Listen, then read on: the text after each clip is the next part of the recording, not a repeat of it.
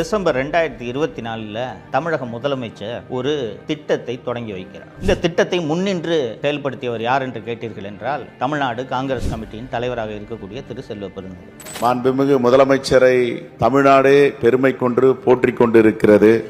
இதுவரை தமிழ்நாடு கண்டிராத பல அதிசயங்களை மாண்புமிகு முதலமைச்சர் தமிழ்நாட்டு மக்களுக்கு கொடுத்திருக்கிறார். டிக்கி என்ற ஒரு தனியார் நிறுவனத்தை தேர்ந்தெடுக்கிறார்கள். Dalit Indian chamber of commerce and industry தான் அந்த டிக்கி என்ற அந்த நிறுவனத்தோட விரிவாக்கம்.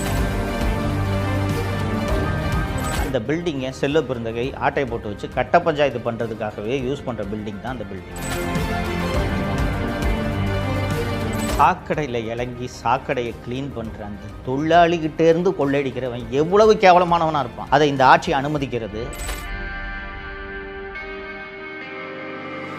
குடியிருக்கிற வீட்டில் டைனிங் டேபிளையும் கிச்சன்லையும் மலத்தையும் சாக்கடையும் அள்ளி ஊற்றுற அளவுக்கு நான் என்னங்க தப்பு பண்ணிட்டேன்?